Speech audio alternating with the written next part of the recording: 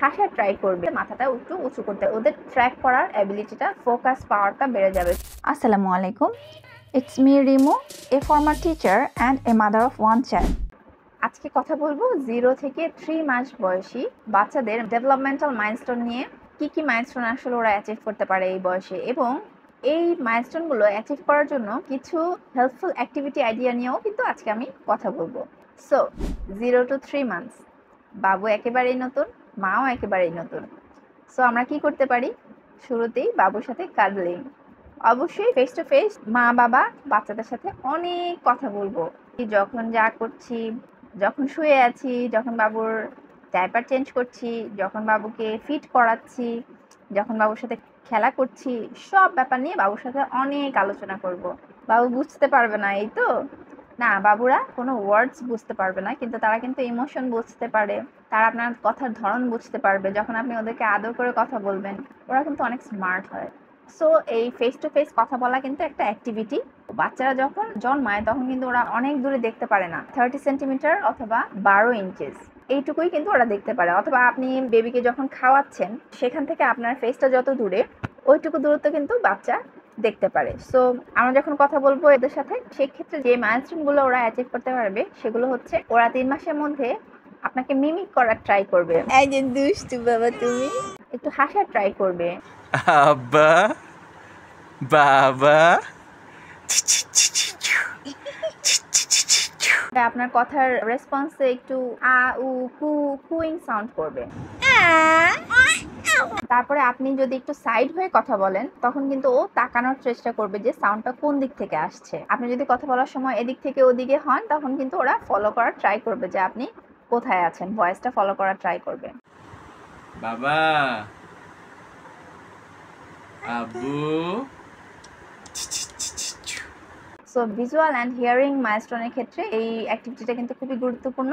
পরবর্তীতে বাচ্চাদের ভার্বাল ডেভেলপমেন্টের জন্য কিন্তু অনেক গুরুত্বপূর্ণ। আর আমরা ফেস টু ফেস যখন ওদের সাথে অনেক আদর করে কথা বলি, হেসে কথা বলি, ওদের ব্রেন ডেভেলপমেন্টটাও কিন্তু অনেক ভালো হয়। আর এইভাবে কথা বললে সোশ্যালও কিছু ডেভেলপমেন্ট হয়, যেমন ওরা সিবলিংসদের সাথেও একটু একটু ইন্টারাক্ট করা শুরু করে, ওই আ উ কু এগুলোই। এর পরের যে অ্যাক্টিভিটিটা, সেটা হচ্ছে টামি টাইম।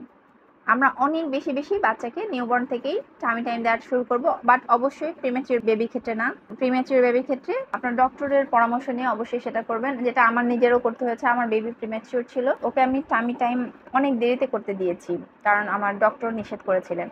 কিন্তু যারা নর্মাল বেবি, তাদেরকে অবশ্যই আপনি নিউবর্ন অবস্থাতেই টামি টাইম দিতে পারবেন, এবং শুরুতে অবশ্যই অনেক কম সময় রাখবেন টামিতে, কিন্তু আস্তে আস্তে টাইমটা অল্প অল্প করে বাড়াবেন। টামি টাইমে যে মাইলস্টোনটা আপনার বেবি অ্যাচিভ করতে পারবে, সেটা হচ্ছে ও সাইড থেকে নিজেই গড়িয়ে গড়িয়ে ব্যাকে চলে যেতে পারবে। তারপরে টামি টাইম থাকা অবস্থায় ওরা পায়ে একটু একটু কিক করতে পারবে। তারপরে যখন ওরা টামি টাইমে থাকছে, ওরা 45 ডিগ্রির মতো কিন্তু মাথাটা আস্তে আস্তে উপরের দিকে রাখতে পারবে। শুরুতে অবশ্যই না, শুরুতে ওর মাথাটা বারবার নিচে চলে যাবে, কিন্তু আস্তে আস্তে টামি টাইম যখন সুস্থ হয়ে যাবে, তখনও আস্তে আস্তে মাথাটা একটু উঁচু করতে পারবে। আর গ্রস মোটরের ক্ষেত্রে আরেকটা যেটা মাইলস্টোন ওরা অ্যাচিভ করতে পারে 3 মাসের মধ্যে, সেটা হচ্ছে আপনি যদি ওকে ধরে রাখেন, তখন ও পাটা ফ্ল্যাট করে কিছুটা ওয়েট ওর পায়ে রাখতে পারে, হালকা, যখন আপনি ওকে ধরে রাখেন অবশ্যই।